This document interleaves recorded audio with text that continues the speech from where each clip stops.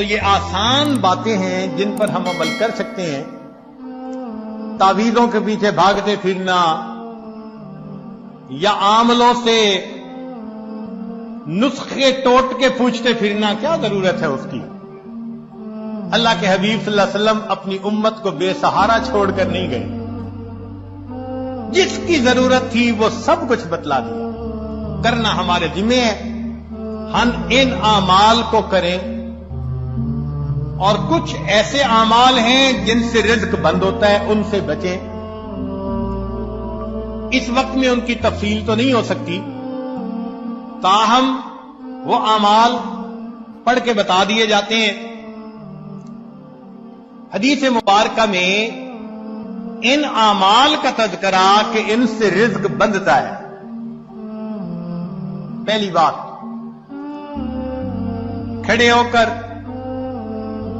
جوتے پہن کر ننگے سر کھانا کھانا. کھڑے ہو کر اور جوتے پہن کر ننگے سر کھانا کھانا. بیت الخلاء میں ننگے سر جانا یا بیت الخلاء میں بات کرنا. مہمان کو بوجھ سمجھنا. ہاتھ دھوئے بغیر یا بسم اللہ یعنی دعا پڑے بغیر کھانا کھانا. آپ غور کیجئے، ان میں سے اکثر وہ عمل ہوں گے جو ہم کرتے ہیں، تو پھر رزق کے دروازے تو ہم نہیں بند کیے نا. کھانے کے برتن کو بعد میں صاف نہ کرنا. مسجد کے اندر دنیا کی باتیں کرنا. فقیر کو جھڑک دینا. مغرب کے بعد بلا عذر سو جانا. نماز قضا کر دینا. جھوٹ بولنا.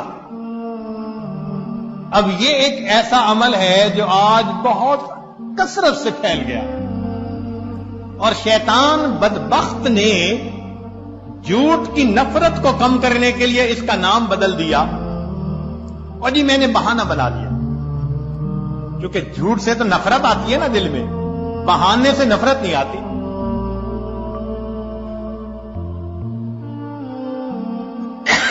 غیبت کا نام گپ شپ رکھ دیا.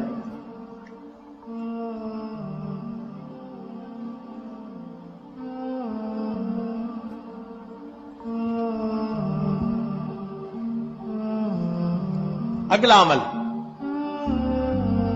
گانے بجانے میں دل لگانا. آج گاڑیوں کے اندر گانوں کی سیڑیاں، گھروں کے اندر ٹی وی ریڈیو کے اوپر گانوں کی بھرمار. تو رزق کے دروازے تو خود بند کر لیے. پھر اگلی بات، اولاد کو برا بھلا کہنا. یہ بھی اکثر عورتوں میں عادت ہوتی ہے.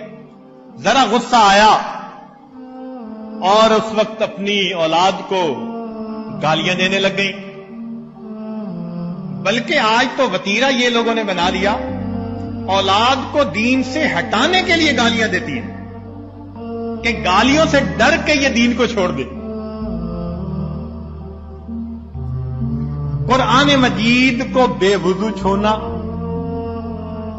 بے وضو ہاتھ لگانا. اور 15 عمل، نامحرم کو دیکھنا. اب سوچ لیجئے کہ یہ گناہ کتنا عام ہے، اور رزق کے بند ہونے کے شکوے بھی عام ہیں. تو پتہ چلتا ہے نا کہ کن وجوہات سے رزق بند ہے. اور آخری بات، اہل و عیال سے لڑتے رہنا. یہ بھی ہر گھر کی سٹوری. آج تو نیک ہوں یا بد، یہ تو میں تو اکثر گھروں کی بات. تو میاں بیوی کی بنتی نہیں، اور اوپر سے رزق کے شکوے اللہ سے.